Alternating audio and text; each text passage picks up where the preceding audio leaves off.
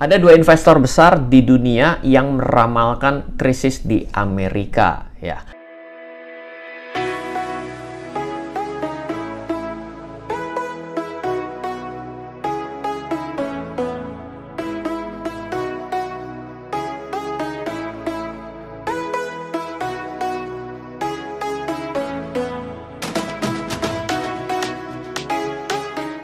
Welcome back to RF Channel on YouTube. Masih bersama saya Ryan Filbert. Semoga Anda dalam keadaan sehat. Buat teman-teman semua, bila merasa bahwa pada saat ini mungkin kita melihat bahwa ada suatu ketidakpastian bisnis, saya bertemu dengan banyak teman-teman saya, mereka mengeluh pada saat ini, meskipun saya bilang tidak bisa menjadi suatu alasan bahwa bisnis lesu diakibatkan ya kondisi yang hari ini ada. Kenapa? Karena zaman lagi susah itu, dari saya nonton film Dono Kasino Indro pun juga begitu gitu. Jadi artinya ya oke lah, kita harus melihat bahwa memang ada sesuatu perubahan secara global, namun tetap saja kita tidak bisa bertahan dengan argumen bahwa memang kita tidak bisa melakukan apa-apa. Nah, pada kesempatan kali ini saya mau membahas mengenai pernyataan dari dua investor besar yang meramalkan krisis selanjutnya yang akan terjadi di Amerika.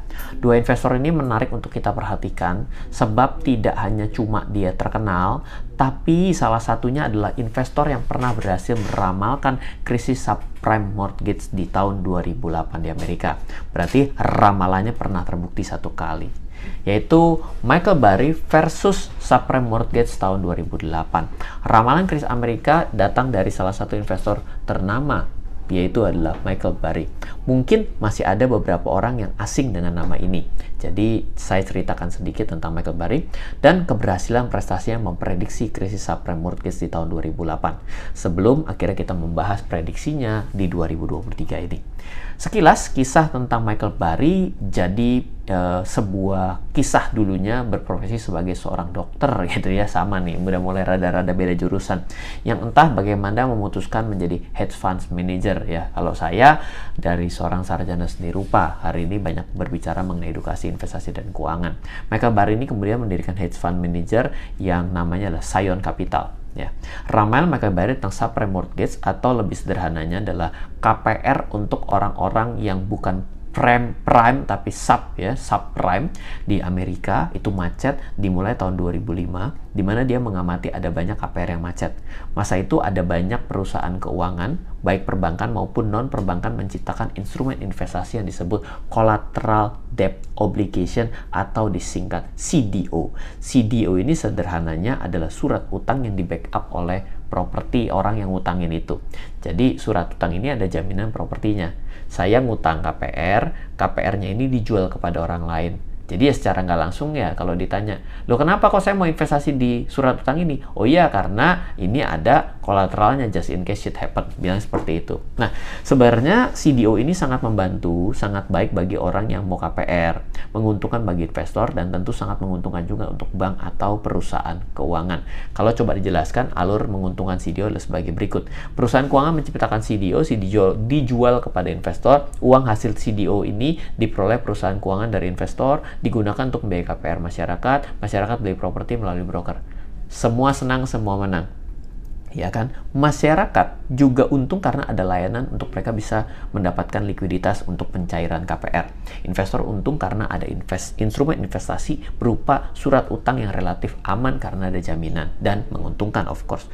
Broker properti untung karena adanya properti yang dipurchase, artinya ada booming properti, ada dapat fee di sana, menjual properti sangat mudah, tentunya komisi yang didapat akan sangat menarik. Lalu bagaimana dengan perusahaan keuangan? Ini mungkin satu-satunya pihak yang untungnya tidak tanggung-tanggung menurut saya. Pertama, perusahaan keuangan dapat keuntungan dari komisi hasil penjualan surat utang CDO. Of course, mirip seperti transaksi saham atau proyek keuangan lainnya di sekuritas yang mengenakan fee atau komisi transaksi. Perusahaan keuangan juga mengenakan fee atau komisi kepada investor melalui pembelian CDO tersebut. Kedua, sama seperti halnya masyarakat mengajukan KPR yang juga ada biaya-biaya lainnya, yang mungkin di Indonesia lebih kenal seperti provisi lah, ibaratnya begitu. Ini juga part keuntungan yang bisa diterima. Ketiga, coba bayangkan, sebuah bank memberikan pinjaman KPR selama 20 tahun kepada masyarakat. Kira-kira kapan uang si bank beserta bunganya akan kembali secara utuh? Jawabannya 20 tahun kemudian. saat si masyarakat lunasi KPR tentunya.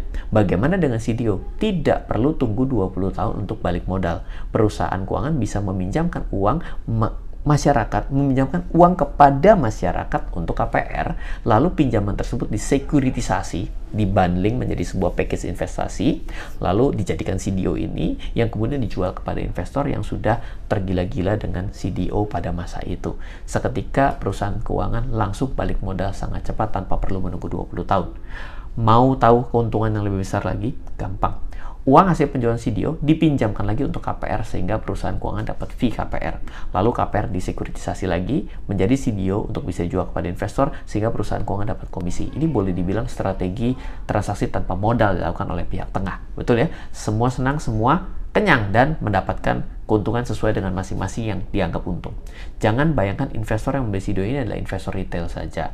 Mulai dari para manajer investasi, fund manager, manajer pengelola keuangan dan pensiun, bahkan sampai dengan sovereign fund atau lembaga investasi yang dimiliki negara juga ikutan membeli CDO. Jadi CDO ini penyerapannya gila-gilaan dan semua punya minat yang sama. Jadi pada saat itu, kepercayaan klise tentang properti adalah investasi yang aman, ditambah dengan kepercayaan lain yang menyatakan bahwa harga properti tidak mungkin mengalami penurunan, maka genaplah sudah alasan bagi investor untuk mengamini bahwa CDO merupakan instrumen investasi yang aman, safe haven pada saat itu. Sayangnya, dikala permintaan CDO meningkat sangat pesat, sungguh sangat disayangkan kalau tidak difasilitasi. Namun yang menjadi masalah saat itu, tidak ada lagi para pejuang KPR yang cukup layak untuk menerima KPR. Ini kita bicaranya adalah sebelum sampai munculnya subprime mortgage ya. Lalu muncullah ide kreatif para bankir perusahaan keuangan untuk membiayai orang yang tidak begitu layak sampai yang tidak layak mendapatkan pinjaman KPR. Atau orang-orang ini disebut dengan golongan subprime. Bahkan tidak tanggung-tanggung, para bankir ini memberi pendanaan KPR kepada orang yang tidak memiliki pendapatan. Nah, di bagian ini artinya apa? Dari yang tidak begitu layak berubah menjadi layak. Ketika yang layak habis akan turun ke yang agak layak. Yang agak layak habis akan pergi ke tidak layak. Tidak memiliki pekerjaan, misalnya, dan tidak memiliki aset dan harta yang bisa dijaminkan sama sekali. Berarti ini lebih bodong. Seperti surat utang pada umumnya, CDO ini sebenarnya juga diberikan rating atau peringkat. Kalau di Indonesia, surat utang di Indonesia itu diberikan Pevindo rating dengan nilai AAA, AA-, B, dan seterusnya. Namun pada para bankir ini mengemas CDO ini dengan cara sedemikian rupa digabung dengan beragam instrumen investasi yang lain sehingga bisa dinyatakan layak investasi, jago untuk bungkus. Bahkan hingga ada yang dapat peringkat AAA. AAA itu apa? Adalah paling layak diinvestasikan dengan setara surat utang Amerika, yang artinya dengan ditulis AAA kemungkinan untuk tidak berhasil dibayar itu sangat kecil atau bahkan tidak mungkin gagal bayar. Michael Burry mengamati kejadian ini dan melihat historis bagaimana semua ini terjadi sejak tahun 2005 karena yakin akan hasil analisisnya bahwa pasar CDO akan luluh lantah dan hancur. Dia mencoba membuka posisi short sell pada CDO dengan cara menantang lembaga keuangan besar bernama Goldman Sachs. Mirip seperti transaksi pada beragam instrumen keuangan lainnya, posisi short selling adalah posisi yang memungkinkan investornya akan memperoleh keuntungan kalau terjadi penurunan, bukan terjadi kenaikan. Padahal pada saat itu masih dalam era euforia. Michael Burry melakukan transaksi ini pada saat kondisi CDO dalam keadaan lagi bullish. Hingga akhirnya tahun 2008, di mana banyak terjadi gagal bayar KPR, subprime mortgage di Amerika, gagal bayar yang cukup serempak, properti itu dijual dengan banting harga. Harga properti jatuh berdampak pada CDO karena nilai value-nya jadi turun karena underlying-nya turun, yang dianggap juga jadi berisiko tinggi hingga akhirnya CDO ikutan anjlok. CDO yang gagal bayar semakin banyak, harga CDO semakin anjlok, dan investor, manajer investasi, manajer dana pensiun, sovereign fund mulai kehilangan uang serta rugi besar-besaran akibat CDO investment mereka. Singkat cerita, Michael Burry perlu menunggu selama kurang lebih 3 tahun dalam floating loss hingga pada akhir tahun 2008 analisisnya berbuah manis. Michael Burry mengantongi keuntungan kurang lebih 400% dari posisi portofolio short sell-nya. Saking terkenalnya cerita subprime mortgage Michael Burry versi ini dan beberapa investor lainnya di Amerika ini sampai difilmkan dalam sebuah film berjudul Big Short. Siapa yang sudah nonton? Oke, maka nonton dong gitu ya. Michael Burry versus America Crisis 2023. Ini penggal kisah tadi mengenai Michael Burry dan prestasinya berhasil menyebabkan krisis subprime mortgage di Amerika ya. Nah, di sekitar awal tahun ini investor yang sama Michael Burry lagi-lagi membuat kehebohan. Dia meramalkan krisis besar akan terjadi di Amerika. Bermula dari tweetnya pada 2 Januari 2023, Burry menuliskan inflation peak but it is not the last peak of the cycle. We are likely to see CPI lower, possible negative in kuartal kedua, and the US in recession by any definition. Fed will cut and government will stimulate, and we will have another inflation spike. It is not hard. Oke, jadi ini satu berani menuliskan dan kayaknya dalam 2 bulan terakhir kayaknya ini menjadi menarik. Kita terjemahan dulu dalam bahasa Jawanya gitu ya. Inflasi mencapai puncak, namun bukanlah puncak terakhir dari siklus tersebut. Kita mungkin akan melihat CPI lebih rendah, kemungkinan negatif pada semester kedua tahun ini. Sorry tadi saya bilang kuartal ya, berarti semester 2. Kalau kuartal kedua ya kuartal 1, kuartal 2 ya, berarti semester kedua berarti adalah kuartal keempat gitu ya. Dan Amerika Serikat berada dalam resesi. Fed akan memotong suku bunganya dan pemerintah akan memberikan stimulus dan kita akan mengalami lonjakan inflasi lagi. Itu tidak sulit. Artinya adalah orang blow on bisa nebak gitu ya. Saya juga berkali-kali sudah bilang seperti itu ya. Once the Fed tidak berhasil dengan menaikkan suku bunganya, once dia mulai cut interest rate-nya, itu adalah jurang resesi terbuka. Michael Burry mengatakan bahwa inflasi sempat mencapai puncaknya, namun ia memprediksi itu bukan puncak terakhir. Yang menyebutkan CPI di Amerika. Apa sih CPI dari tadi? Consumer Price Index ya, akan mengalami penurunan setidaknya pada semester kedua tahun 2023 sebagai penanda Amerika masuk dalam masa resesi. Pada saat terjadi ini, the Fed akan mulai memotong suku bunga, pemerintah akan mengucurkan stimulus, memberikan uang kepada masyarakat seperti kejadiannya 2008. Makanya statementnya si Michael Burry ini sebenarnya keren menurut saya. It is not hard. It is not hard itu artinya adalah kita itu tinggal ngelihat kayak ini adalah lagu yang diputar balik. Oke. Jadi hal seperti ini menjadi sesuatu yang sangat menarik, di mana waktu video ini dibuat sudah berlalu lebih dari 6 bulan semenjak Michael Burry membuat tweet peringatannya tersebut di halaman Twitternya, X-nya. Yuk kita coba lihat sama-sama ramalan Michael Burry ini ke depan. Pertama, mari kita lihat dari sisi CPI atau indeks harga konsumen. CPI atau indeks harga konsumen adalah perubahan harga barang dan jasa selama periode waktu tertentu. Semakin tinggi nilai CPI-nya, artinya harga barang dan jasa semakin mahal. Sedangkan CPI rendah artinya harga barang dan jasa semakin murah. Nah, CPI ini terkadang juga jadi salah satu acuan untuk melihat terjadinya atau tidaknya inflasi. Umumnya jika CPI turun, maka inflasi pun cenderung turun dan juga sebaliknya. Nah, berdasarkan data grafik dari website pemerintah Amerika menunjukkan bahwa telah terjadi penurunan CPI 9,1% dan 3,2% di Juni dan Juli 2023. Sebentar, saya keluarin grafiknya. Nah, ini ya, Anda bisa akses sendiri gitu. Di sini Anda bisa lihat ya. Ini adalah 12 month percentage change consumer price index selected categories ya. Ini nggak ada semuanya dipilih gitu ya. Nah, ini poinnya. Oke. Jadi 2023 Juni, dan Juli seperti itu ya. Jadi di sini penurunannya tadi kita sempat mention bahwa CPI yang terjadi itu penurunan 9,1% di Juni dan 3,2% di Juli 2023. Oke. Nah, sekarang kita coba lanjutkan datanya. Nah, buat Anda yang kesulitan untuk membaca data secara grafik ya, melihat dari pergerakan bagaimana penurunan ini sudah sedemikian, Anda bisa perhatikan dari sisi ini ya, bisa dilihat. Tapi kalau misalnya kesulitan, Anda lebih baik show table, lalu geser, lalu lihat ke bagian paling bawah, yaitu ini adalah dari Juni 2022 nih 9,1, dia bisa mengalami kenaikan dan sejak itu terus mengalami penurunan sampai dengan Juni dan Juli 2023 ya. Di sini sudah mulai kembali mengalami kenaikan seperti itu. Kedua, mari kita coba lihat dari suku bunga dan inflasi yang ada di Amerika ya. Berdasarkan data pada grafik, inflasi di Amerika yang diwakilkan dengan garis warna biru pernah mencapai titik tertinggi 9,1% pada bulan Juni 2022, melandai 3% sampai dengan Juni 2023. Inflasi mengalami pelandaian seiring dengan kenaikan suku bunga yang memang sengaja dilakukan untuk meredam inflasi dari 0,2% pada bulan Maret 2022 hingga 5,08% pada bulan Juni 2023.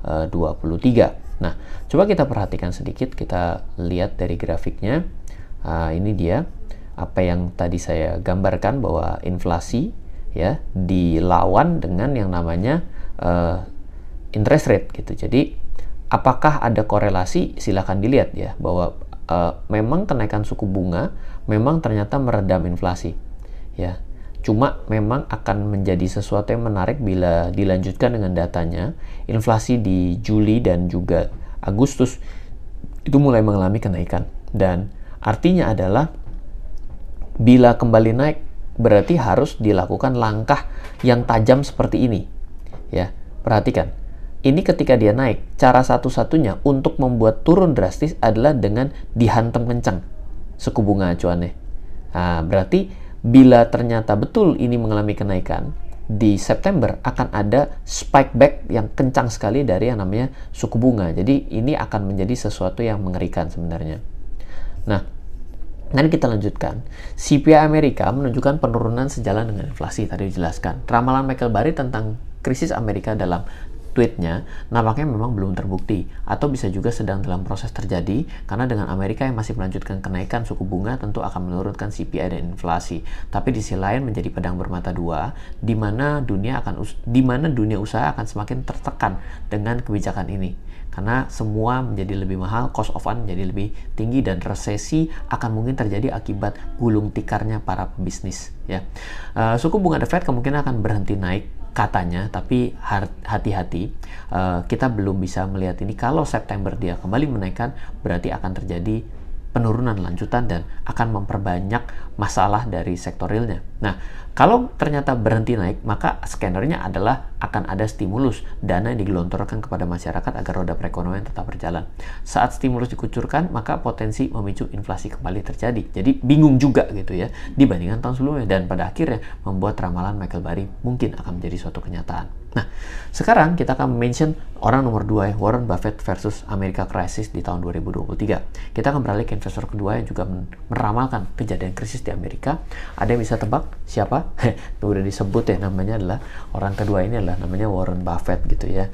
Dan investor kedua ini juga tidak asing ya, karena ini adalah mbahnya para investor. Sebenarnya Warren Buffett tidak serta-merta menyatakan pernyataan bahwa Amerika alami krisis tahun 2023. Tapi dari apa yang dia bicarakan dalam rapat tahunan Berkshire kemarin dan apa yang dilakukan pada kuartal pertama tahun 2023 menunjukkan pesimisme yang cukup terasa. Pertama, mari kita coba bahas perihal apa yang dibicarakan dalam rapat tahunan Berkshire.